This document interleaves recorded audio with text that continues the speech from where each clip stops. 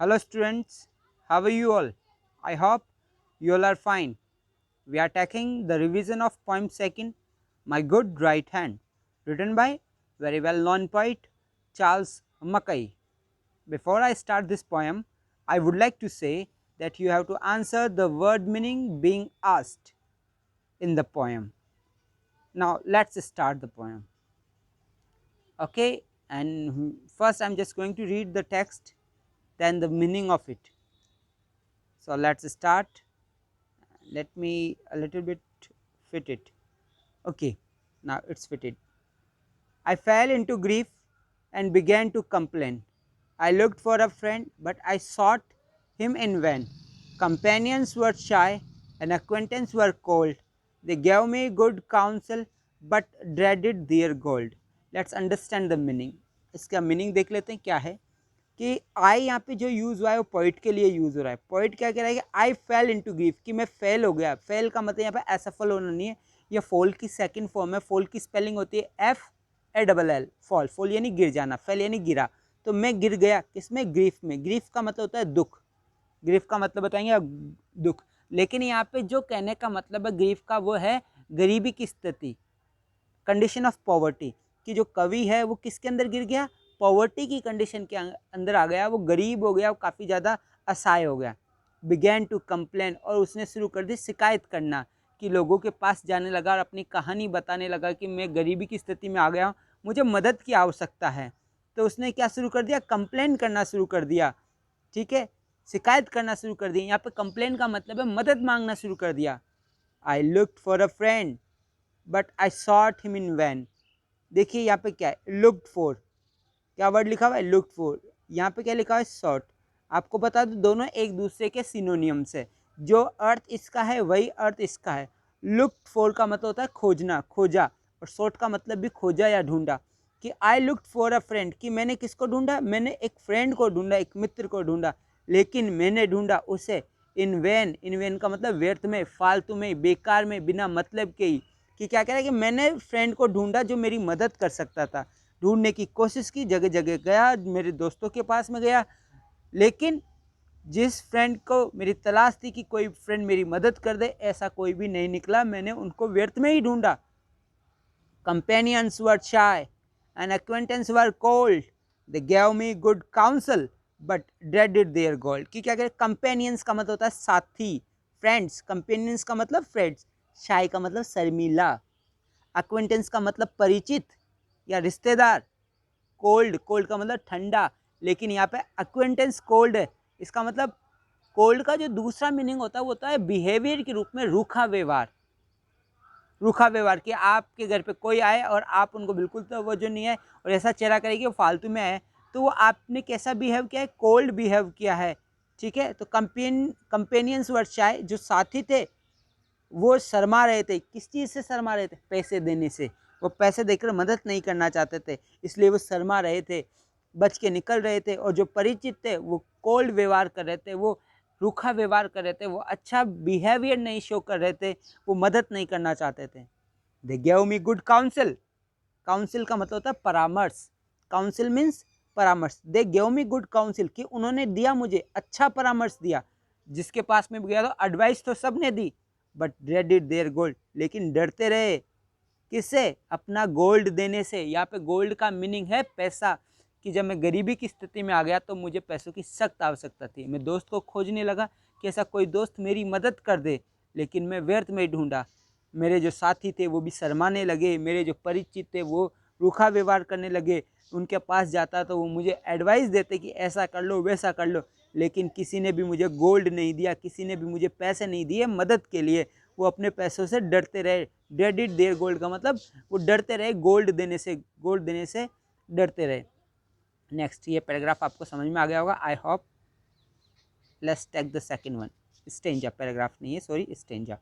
You have understood the first stanza, and now let me take the second one. Let them go, I exclaimed.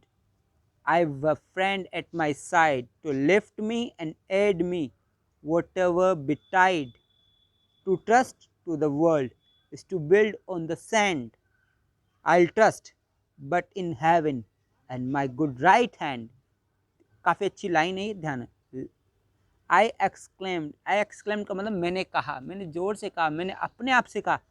Let them go, जाने दो उन्हें। किसको जाने दो? दोस्तों को जो मेरी मदद नहीं कर रहा, जाने दो उन्हें। Let them go, let them go. I have a friend का मतलब आई हैव अ फ्रेंड, कि मेरे पास एक मित्र है। एट माई साइड का मतलब मेरी बगल में, कि मेरे पास में है मेरा एक फ्रेंड जो मेरे साइड में, जो मेरे बगल में, जो मेरे हमेशा साथ में रहता है। To lift me and aid me whatever betide, कि क्या लिफ्ट का मतलब होता है उठाना, एड का मतलब उपचार करना, हेल्प करना। किसके लिए? मुझे उठाने के लिए। किस चीज़ से? जिस स्थिति में मैं फंसा हुआ हूँ उस स्थिति से मुझे उठाने के लिए मेरा फ्रेंड है मुझे साथ, मेरे साथ में। टू लिफ्ट मी, मुझे उठाने के लिए। एड मी का मतलब हेल्प करने के लिए, मदद करने के लिए। वोट एवर बिटाइड का मतलब होता है happen. Betide means happen, HAPPEN, और सेकेंड फॉर्म हो जाएगी हैपन। तो वोट एवर हैपन का मतलब जो कुछ हो जाए।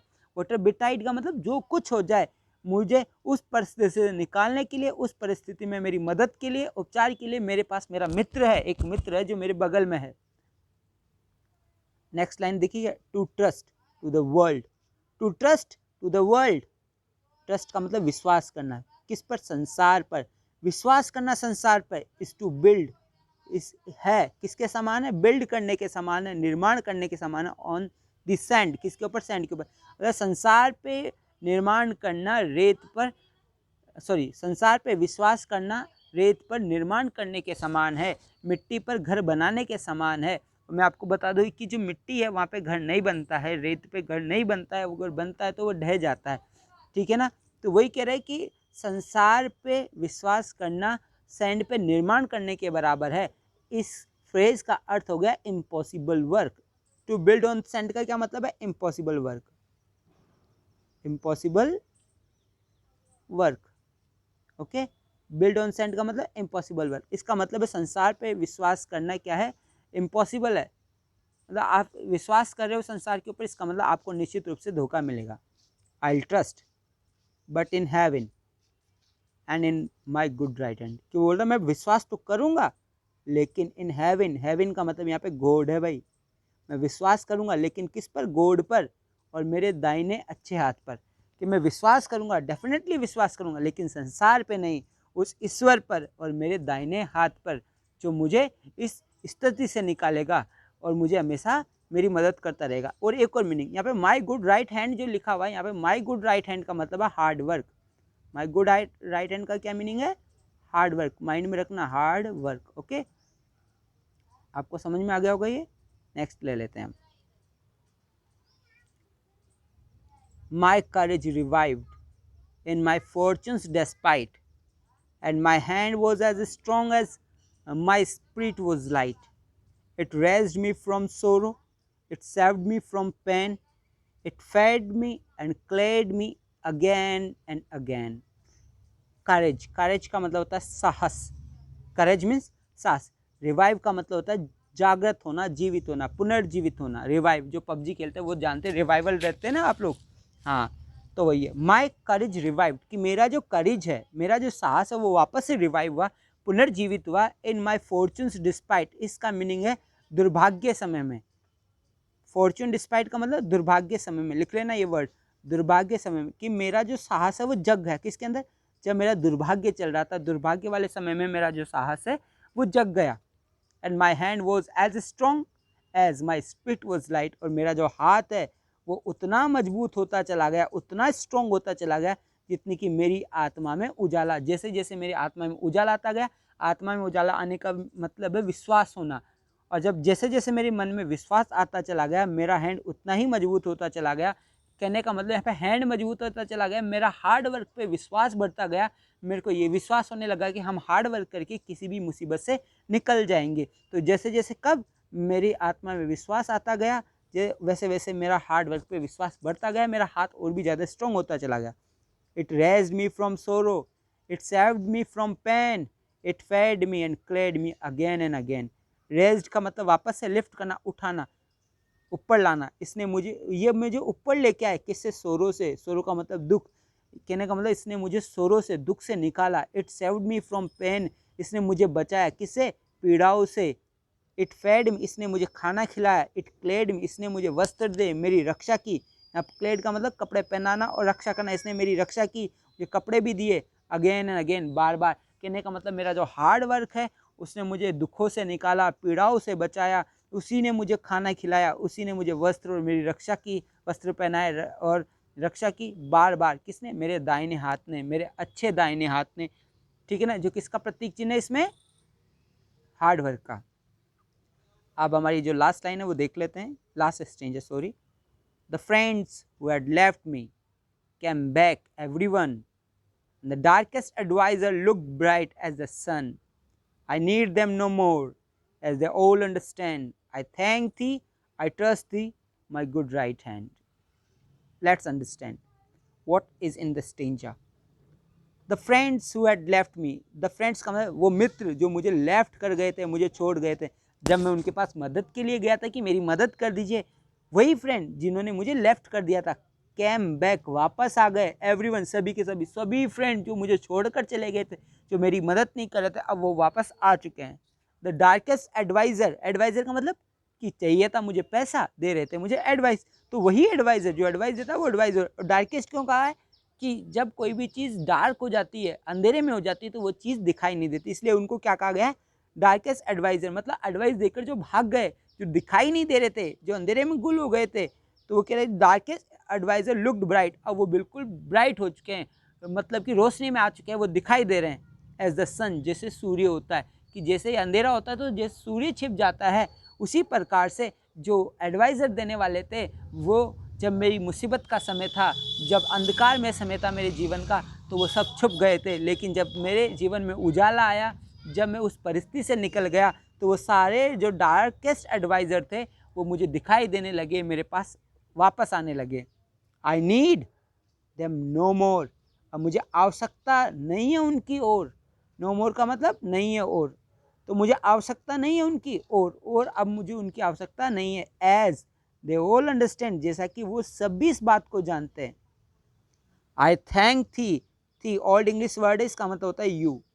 क्या मतलब होता है? यू। तो ये इसका मतलब हो गया आई thank you, I trust you, my good right hand. अब ये गुड राइट हैंड से बोल रहा है लास्ट लाइन में क्या कह रहा है? कि मैं आपको धन्यवाद देता हूँ, मैं आप पे विश्वास करता हूँ, मेरे अच्छे दाहिने हाथ। तो यहाँ तक आपको समझ में आ गया होगा। समझ में आ गया तो आप मुझे रिप्लाई करें यस में। इसमें वर्ड की बात करें तो आप मुझे वर्ड है जो कुछ बताएंगे। मैं एक पहला जो वर्ड है इसके अंदर वो एक तो रिवाइव्ड है, एक स्प्राइट है, आप मुझे बताएंगे, ठीक है। और एक मुझे बताएंगे आप बिटाइड का क्या मीनिंग है। 3 वर्ड इनफ है और आप ये तीनों वर्ड मुझे बताएंगे। ओके, नेक्स्ट ले लेते हैं। अब इसमें पोएम नहीं ले रहे हम, अबाउट द पोएम ले रहे हैं ताकि आपको समझ में आ जाए। Okay okay, about the poem ले लेते हैं। 2 मिनट्स की बात है, फिर अपना ख़त्म हो जाएगा ये। The poem is related with the common theme of poverty and the way how it can be removed. जो पोएम है वो रिलेटेड है। पोएम का मतलब कविता जो है वो संबंधित है किससे? जो हमारा सामान्य जो थीम है गरीबी के, उससे संबंधित है। And the way how it can be removed, और किस प्रकार से इसको रिमूव किया जा सकता है, इसको हटाया जा सकता है, इससे बाहर निकला जा सकता है। When the poet fell in the grief and some adversity, जब कवि गिर जाता है किसके अंदर? ग्रीफ के अंदर, मतलब समस्या के अंदर, दुख के अंदर। और एडवर्सिटी, एडवर्सिटी का मतलब समस्या ही होती है, एक बुरी स्थिति होती है। और ये कौन सी बुरी स्थिति है? गरीबी की, पॉवर्टी की। तो क्या कह रहे हैं यहाँ पे कि जो पॉइंट है वो चला जाता है दुख के अंदर और एडवर्सिटी के अंदर, बहुत मतलब कि बेकार परिस्थिति के अंदर। All his friends and relatives deserted him, सभी उसके मित्र और रिश्तेदार उसको डेजर्ट कर देते हैं, उसको लेफ्ट कर देते हैं, उसे छोड़ देते हैं। No one came to help him, कोई भी उसकी हेल्प के लिए नहीं आता है। He found only lip sympathy, यहाँ पे लिप सिंपैथी का मतलब क्या है? होठों से सांत्वना प्राप्त होती है उसे, मतलब कि एडवाइस मिलती है उसे, सिर्फ और सिर्फ एडवाइस मिलती है उनसे। The poet thinks that trusting other people is like building a castle on sand, कि कभी सोचता है कि विश्वास करना दूसरे लोगों पर वो किसके समान है? निर्माण करने के मतलब कि महल का निर्माण करना है वो भी रेत के ऊपर, मतलब असंभव कार्य, सही कार्य नहीं है, हमको विश्वास नहीं करना चाहिए दूसरों के ऊपर। Therefore he decided to believe in God, इसी कारण से वो डिसाइड कर लेता है कि वो विश्वास करेगा गॉड के ऊपर। And the hard work to be done by himself, और उस हार्ड वर्क के ऊपर जो इसके द्वारा किया जाएगा। With this realisation his courage return to him, और इसी विश्वास के साथ में उसका जो करेज है, साहस है, वो वापस लौट आ जाता है। ही ओवरकेम हिज सोरो, ओवरकेम का मतलब होता है नियंत्रण पा लेना, काबू पा लेना, और वो काबू पा लेता है अपने दुख के ऊपर, और जल्दी वो प्रॉस्पर हो जाता है, समृद्ध भी हो जाता है। His hard work lifted him up from sorrow and pain, और उसका जो हार्ड वर्क है वो उसे निकाल देता है, किससे, दुखों से और पीड़ाओं से। I hope you have understand, sorry, I hope you have understood this poem very well. If there is a doubt, you can reply me on the WhatsApp. Goodbye you all, take care yourself.